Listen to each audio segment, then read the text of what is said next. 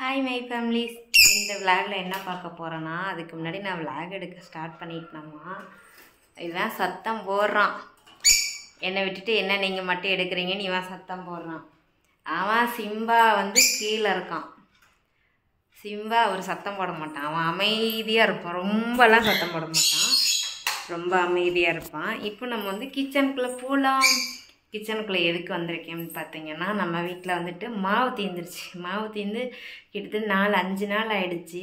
So idli அரிசி நம்ம வீட்டில் தீர்ந்துருச்சா, அதனால் இட்லி அரிசி வரையில் பாப்பா கொண்டு போய் ஸ்கூலில் விட்டுட்டு வரும்போது இட்லி அரிசி வாங்கிட்டு வந்தேன். இப்போ நம்ம இட்லிக்கு மாவு அரைக்கிற விளாக் தான் பார்க்க போகிறோம். நான் எவ்வளோ அளவு போடுறேன் என்னங்கிறத மெஷர்மெண்ட்டு தான் சொல்ல போகிறேன். ஸோ உங்களுக்கு வேணும்னா வீடியோ ஸ்கிப் பண்ணாமல் பார்த்து தெரிஞ்சுக்கோங்க. வேணாட்டி எப்பவும் போல பார்த்துக்கலாமே. ஸோ நான் பண்ணால் தான் சொன்னேன். ஸோ நம்ம வீடியோக்குள்ளே போகலாம். வீடியோக்குள்ளே போகிறதுக்கு முன்னாடி நம்ம சேனலை சப்ஸ்கிரைப் பண்ணிக்கோங்க. பக்கத்தில் இருக்க பெல் ஐக்கனை கிளிக் பண்ணிக்கோங்க. அப்போ தான் நாங்கள் போகிற வீடியோ நீங்கள் மிஸ் பண்ணாமல் பார்க்க முடியும். ஃபாலோ பண்ணாதீங்க, ஃபாலோ பண்ணிக்கோங்க. வாங்க போகலாம். இன்றைக்கி ஈவினிங் குட்டீஸ் வர வரைக்கும் மாவு அரைக்கிறது எல்லாமே இந்த விளாகில் பார்க்கலாம். ஈவினிங் குட்டீஸ் வந்ததுக்கப்புறம் என்னென்ன சேட்டை பண்ண போகிறாங்க, அவனுங்களுக்கு இன்றைக்கி ஈவினிங் என்ன ஸ்நாக்ஸ் பண்ணி தர போகிறாங்கிறதான் இந்த விளாகில் பார்க்க போகிறோம். இப்போ கேமரா பிடிக்காதுல்ல, அதனால் நம்ம என்ன பண்ணணும், வீடியோவை கட் பண்ணிவிட்டு பேக் கேமரா வச்சுட்டு நம்ம அதுக்கப்புறம் ஒவ்வொன்றையும் நம்ம கரெக்டாக காட்ட போகிறோம். நான் இந்த டம்ளரில் தான் அரிசி எடுக்க போகிறேன். இதில் எப்போவுமே நான் 6 டம்ளர் எடுத்துப்பேன். 6 டம்ளர் பார்க்க போனோன்னா படிக்கணக்கில் 2 படிக்கு பக்கமாக வரும்னு நினைக்கிறேன். எனக்கு சரியாக தெரியல. ஒரு சிலர் வழக்கு அந்த மாதிரி வச்சுருப்பீங்க.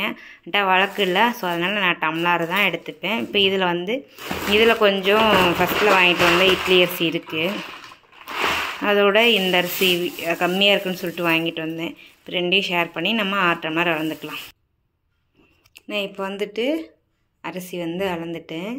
நான் அரிசி அளக்கும் போது இப்படி நிறைய தான் எடுத்தேன். எப்போவும் தலை தட்டக்கூடாதுன்னு சொல்லுவாங்க பெரியவங்க. அதனால் நிறையா எடுக்கணும். நான் 6 டம்ளர் அரிசி எடுத்துட்டேன். நான் எப்போவுமே இட்லி அரிசி பார்த்திங்கன்னா சிப்பமாக தான் எடுத்துப்பேன். இப்போ நம்ம சரியாக வேலைக்கு போகலையா, சர்ஜரி அது இது நிறைய செலவு வந்தனால இப்போதைக்கு நமக்கு தேவையான அளவு மட்டும் வாங்கிக்கலாம் அப்படின்னு சொல்லிட்டு இப்போ எடுத்திருக்கேன். இப்போ உளுந்தம்பருப்பு இதுக்கு தகுந்த மாதிரி நம்ம எடுத்துக்கலாம். நம்ம அரிசி எவ்வளோ போடுறோமோ 4ல் 1 பங்கு உளுந்து எடுத்துக்கணும். நான் கருப்பு உளுந்து எடுத்திருக்கேன். இப்போ நம்ம 6 டம்ளர் போட்டிருக்கோம். 6 டம்ளருக்கு நம்ம 1.5 டம்ளர் பருப்பு போடணும். வெள்ளை உளுந்தாக இருந்தால் கம்பல்சரி 1.5 டம்ளர் போடணும். இப்போ நான் 1 டம்ளர் உள்ளே எடுத்திருக்கேன். 1/2 டம்ளருக்கு கம்மியாக தான் கருப்பு பருப்பு எடுத்திருக்கேன். இது தோட்டத்து பருப்பு. அதனால் இது நம்ம கம்மியாக போட்டாலே போதும். நல்லா மாவு நிறைய வரும், நல்லா டேஸ்ட்டாகவும் இருக்கும். ஸோ அதனால் நான் 1 டம்ளர் இதில் வழியாகவும் இந்த அளவுக்கு நான் சேர்த்திக்கிறேன். 6 டம்ளருக்கு இதை நம்ம நல்லா உளுந்தை கழுவ வேண்டாம். இது ஊறினா தான் இதில் இருக்க அந்த கருப்பு தோலெல்லாம் வரும். இப்போ அரிசி மட்டும் நல்லா கழுவிட்டு இதை ஊற வச்சிடலாம். ஏன்னா வெள்ளை உளுந்தாக இருந்தால் அரிசி ஊற வச்சு 1.5 மணி நேரம் கழித்து, வெள்ளை உளுந்தை ஊற வச்சு ஒரு 1/2 மணி நேரம் கழித்து உளுந்து ஆட்டிடலாம். ஸோ மோஸ்ட்லி 2 மணி நேரம் அரிசி ஊறினா உளுந்து 1/2 மணி நேரம் விடும்போது அரிசி 2.5 மணி நேரம் ஊறின கணக்கு வந்துடும். உளுந்து 1/2 மணி நேரம் ஊறின கணக்கு வந்துடும் ஆட்டுறதுக்குள்ளார. இப்போ அப்படி கிடையாது. உளுந்தும் அரிசி சேமாக ஊற வைக்க போகிறேன். ஏன்னா இந்த கருப்பு உளுந்துங்கனால ஊறினா தான் இந்த தோலெல்லாம் வரும். ஒரு சிலர் இந்த தோலை கழுவுறதுக்கு இது பண்ணிவிட்டு கூட நானே பார்த்துருக்கேன். பாப்பாவோட ஃப்ரெண்டோட அம்மா இந்த தோலோடு அப்படியே அரைச்சி இட்லி ஊற்றி கொடுத்துருவாங்களாம்மா. அது லைட்டாக தெவுக்கிற மாதிரி இருக்கும், கசக்கிற மாதிரி இருக்கும். அப்படி நம்ம பண்ணும் போது இதை வறுத்து கஞ்சாக வச்சு குடித்தா உடம்புக்கு ரொம்ப நல்லது. இப்போ இதை நம்ம கழுவிக்கலாம்.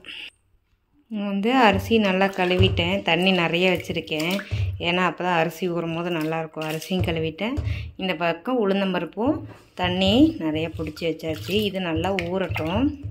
நான் எப்போவுமே இப்படி தான் ஊற வைப்பேன். ஸோ நீங்களாம் எப்படி இந்த பருப்புக்கு என்ன மெஷர்மெண்ட் அரிசி எடுத்துப்பீங்க, வெள்ளை உளுந்துன்னா எந்த மாதிரி அரிசி எடுத்துப்பேன்னு சொல்லிட்டு மறக்காமல் உங்களுக்கு தெரிஞ்சது எனக்கு கமெண்ட் பண்ணுங்கள். எனக்கு தெரிஞ்சது இப்படி தான். ஸோ எனக்கு யாருமே மெஷர்மெண்ட்லாம் சொல்லி தரல. அதாவது 3ல் 1 பங்குன்னு சொல்லுவாங்க, 4ல் 1 பங்குன்னு சொல்லுவாங்க. நான் 4ல் 1 பங்கு எடுப்பேன். 3ல் 1 பங்கு எடுத்தோன்னா இட்லி ரொம்ப பிசுன்னு இருக்கும். என்றைக்குமே நம்ம எந்த பருப்பு எடுத்தாலுமே 4ல் 1 பங்கு எடுத்தால் இட்லி பக்காவாக இருக்கும். இன்றைக்கி மாவு அரைச்சிட்டு இந்த மாவில் இன்னொரு விதமான ஒரு டிஷ்ஷும் நம்ம செய்ய போகிறோம். அதுவும் உங்களுக்கு தெரிஞ்சிருக்கலாம். ஸோ நான் செய்கிறேன், யாருக்கு தெரியாது சொல்லிட்டு கமெண்ட் பண்ணுங்கள். அரிசி ஊறட்டும். இப்போ நம்ம அரிசி ஊறிட்டு ஒரு குட்டி தூக்கம் போட்டாச்சு. அதான் மூஞ்செல்லாம் இப்படி இருக்குது. அரிசி வந்து தண்ணி வடிச்சிட்டு எடுத்து வச்சுருக்கேன். இந்த பக்கம் கிரைண்டர் எடுத்து வச்சுருக்கேன். இப்போ நம்ம வந்துட்டு அரிசியை போட்டுக்கலாம். இப்போ நான் வந்து அரிசி போட்டு விட்டேன். இப்போ இந்த பக்கம் பார்த்தீங்க அப்படின்னா உளுந்தம்பருப்பு அரிசி இன்னொரு இது போடலாம். இப்போ நமக்கு வந்து இதில் தான் வேலை ஃபுல்லாக இருக்குது. பருப்பு நல்லா ஊறி இருக்குது. இப்போ நம்ம இந்த பருப்பை வந்து நல்லா கழுவி எடுத்துக்கலாம். இந்த பாத்திரத்திலே கழுவ முடியாது, இன்னும் கொஞ்சம் பெரிய பாத்திரத்தில் மாற்றி நம்ம இந்த பருப்பு வந்து நல்லா நீட்டாக கழுவி எடுத்துக்கலாம். இந்த பக்கம் பார்த்தீங்கன்னா அரிசி ஆட்டுறதுக்குள்ளார நான் வந்து இதில் இருந்த அரிசி வந்து இதில் உளுந்தம்பருப்பு அரிசி வந்து ஒரு வாய் போட்டிருக்கேன், அது ஓடிட்டுருக்கு. இந்த கேப்பில் நான் என்ன பண்ணேன்னா இதில் அந்த பாத்திரத்தில் உளுந்தம்பருப்பு ஊற வச்சிருந்தாலே இது வேறு பாத்திரத்துக்கு மாற்றிட்டு அரிசி இதுக்கு மாற்றிட்டு உளுந்தம்பருப்பு வந்து நான் கழுவிட்டேன். அங்கங்கே லைட்டாக ஒன்று இருக்குது, அது ஒன்றும் பெரிய பிரச்சனைலாம் கிடையாது. ஸோ கழுவிட்டேன். இப்போ வந்து அரிசி எடுத்துகிட்டு உளுந்தை போட்டு ஆட்ட வேண்டியதுதான். எப்போவுமே கருப்பு உளுந்து மட்டும் ஃபஸ்ட்டு ஊற வச்சிட்டிங்க அப்படின்னா கருப்பு உளுந்து கழுவுற கேப்பில் அரிசி ஒரு வாய் போட்டு விட்டுருங்க. அது ஆட்டி முடிக்கிறது கூட நம்ம பருப்பு கழுவிடலாம். அப்புறம் அரிசியை அள்ளிட்டு இந்த உளுந்தம்பருப்பு போட்டு ஆட்டிட்டு அப்புறம் கடைசியாக இருக்க அரிசியை போட்டு நம்ம ஆட்டிக்கிட்டோன்னா ஃபினிஷ்டர் கிரைண்டர் கழுவ ஈஸியாக இருக்கும். உளுந்தம்பருப்பு போட்டு விட்டேன். நான் உளுந்தம்பருப்பு வந்து இந்த கிரைண்டரில் ஒரே இதாக போட முடியாது. நம்ம 1.5 டம்ளருக்கு பக்கமாக உளுந்து ஊற வச்சிடலைங்களா, அதில் அந்த தோல் போக மறுக்க 1.25 டம்ளர் நமக்கு உளுந்து இருந்திருக்கும். ஸோ அதனால் வந்துட்டு அரிசியை தோண்டி விட்டேன். ஃபஸ்ட்டில் போட்ட வாய் இந்த பக்கம் இன்னும் கொஞ்சம் உளுந்து இருக்குது, 2வது வாய் போட்டுக்கன்னு. இது அரிசி, இங்கே உளுந்து ஓடிட்டுருக்கு. இந்த பக்கம் பார்த்தீங்கன்னா ஒரு பாத்திரத்தில் மாவு எடுத்து வச்சுருக்கேன். இதுக்கு எதுக்குன்னு சொல்லிட்டு ஒரே நிமிஷம் நான் சொல்கிறேன். வந்து இந்த வெங்காயம் ஏற்றி வச்சுருக்கேன். இந்த பக்கம் கொஞ்சமாக வந்து மாவு எடுத்து வச்சுருக்கேன். எதுக்கு இந்த மாவுன்னு பார்த்தீங்கன்னா சும்மா கம்மியாக தான் எடுத்து வச்சுருக்கேன். நம்ம இதோட வந்துட்டு உளுந்தம்பருப்பு ஆட்டுது இல்லையா, இந்த உளுந்தம்பருப்பு போட்டு நம்ம போண்டா தான் சுட போகிறோம். ஸோ வந்து இப்போ நான் ஈவினிங் டைம் தான் மாவு அரைக்கிறேன். ஏன்னா காலையில் நான் வந்து 10 மணி இல்லை, ஒரு 12 மணி போல் தான் நான் அரிசி ஊற வச்சேன். இப்போ வந்துட்டு பாப்பாங்க வர டைமு. இப்போ உளுந்தம்பருப்பு ஆட்டினோடனே கொஞ்சம் அள்ளி போட்டு போண்டா சுட்டானா நல்லா மொறுன்னு டேஸ்ட்டாக இருக்கும். யாரெல்லாம் அந்த மாதிரி மாவு அரைக்கும் போது உளுந்தம்பருப்பு அரிசி சேர்த்து போண்டா சுட்டு சாப்பிடுங்கன்னு சொல்லிட்டு மறக்காமல் கமெண்ட் பண்ணுங்கள். இப்போ இது வந்துட்டு உளுந்தம்பருப்பு ஆட்டட்டும். நம்ம அதுக்கு முன்னாடி வந்துட்டு மணி 6 போது வீட்டுக்கு வந்து பத்தி சூடம் பற்ற வச்சுட்டு வரலாம். இதுதான் போண்டா சுடுறதுக்கு மாவு எடுத்து வச்சிருக்கேன். 2 நிமிஷம் சுட்டு கொடுத்துட்றேன். உளுத்தம்பருப்பு போட்டு சுடுவோம்ல, அதேண்டு வாய் அப்படி கொண்டு போற. அது உளுந்த வடை. அரிசி ஆட்டும் போது அரிசி மாவுல இருந்து எடுத்து போண்டா சுடுவோம்ல, தெரியலையா? நட பொசுக்குன்னு இப்படி சொல்லிட்ட. சாப்பாடு இருக்கு பாரு.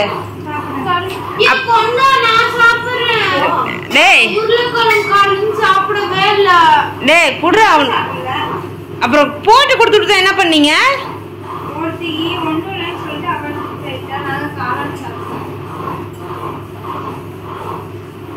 அப்புறம் நீங்க அப்புறம் 2 பேர்த்துக்கு போட்டு தானே கொடுத்தேன். நான் மாதிரி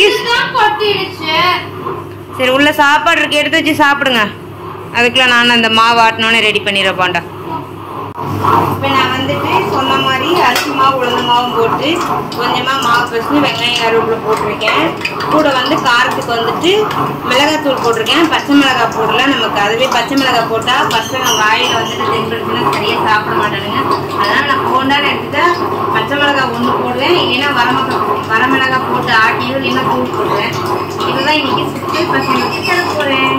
போண்டா போட்டியா? போட்டேன். அந்த பார் இப்படி அரிசி மாவுல சுட்ட போண்டா சாப்பிட்டு டேஸ்ட் சொல்லு பாப்போம். சுடுது. இப்பதான் எடுத்த சுடாத. என்ன பண்ணணும்? நீ என்ன பண்ற? நான் கை கழுவுறேன். சவுண்டு கேட்குறேன். ஆஃப் பண்ணி வச்சிருக்கேன். இப்படிதான் சிம்பிள் தான், ரொம்ப பிடிக்கும் எங்க வீட்டுல எல்லாத்துக்குமே. பாப்பா வந்துட்டு எப்ப செஞ்சு கொடுத்த அப்படின்னு சொல்லிட்டு கேள்வி எல்லாம் கேட்பாங்க. ஆனா நல்லா சாப்பிடுவாங்க.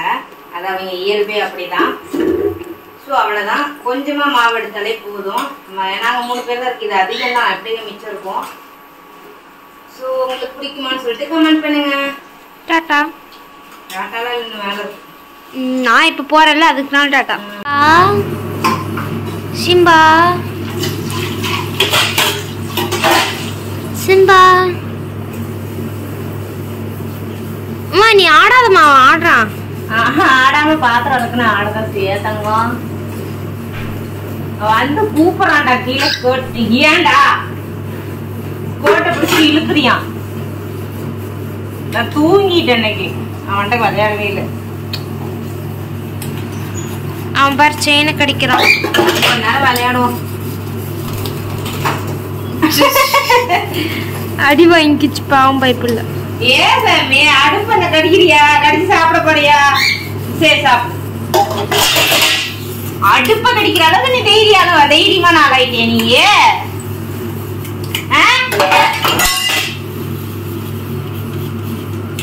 என்ன பாக்குற? என்னடா பாக்குற? சரி நீ நான் அவனை கொச்சிட்டு விளக்கி இருந்தேனே. டீ கொதிக்குதுடா. கொதிக்கிட்ட நான் கழுவிடுறேன். படிக்கட்ட சொல்றியா? வேலையெல்லாம் முடிச்சிட்டியா? என்னம்மா உரிச்ச கோழி வேற நின்றுட்டு இருக்கிறான்?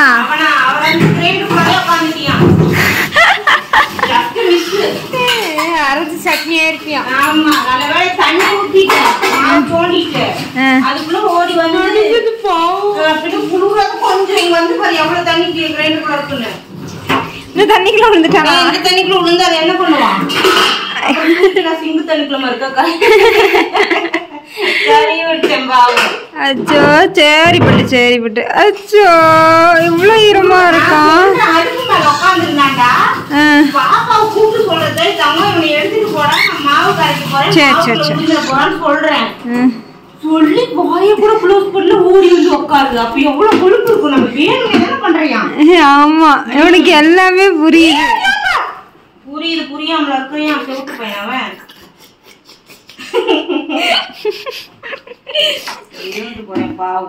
உரிச்ச கோழி என்ன பண்றது? பாவம் கோழி எப்படி நடக்கிறான் பாரு. தத்துக்கம் இந்த சவுத்துக்கு அந்த அங்க இருந்து ஓடி வந்தியா? சரி ஏதோ பாஸ்தல வரான்னு பார்த்து ஓடி கண்ணு வெளியில துணி எடுத்தடா. வெள்ளி துணில இல்ல கருத்து நீ இருக்கு. அதான் இதுதான் இங்க மேல இருக்கு பாரு. இங்க மேல இருக்கு பாரு. மாவாட்டி முடிச்சாச்சு. இப்ப கிரைண்டர் மட்டும் கழுவுனா போதும். கொண்டடா வந்து பாரு. மாவு அரைச்சேன்னா 2 பாத்திரத்துல மாத்தி வச்சுப்பேன். நான் ரம்கி மூடி வச்சிடல, சம்பளி மூடி வச்சிடலாம். போச்சு. இன்னும் 1 வாரத்துக்கு நமக்கு மாவு அரைக்கணுங்கிற கவலையே இல்லை. ஃபினிஷ் இதை முடிச்சுட்டு எல்லாத்தையும் கிளீன் பண்ணிட்டு ஒரு குட்டி குளியல் போட்டா வேலை முடிஞ்சிடும். சரி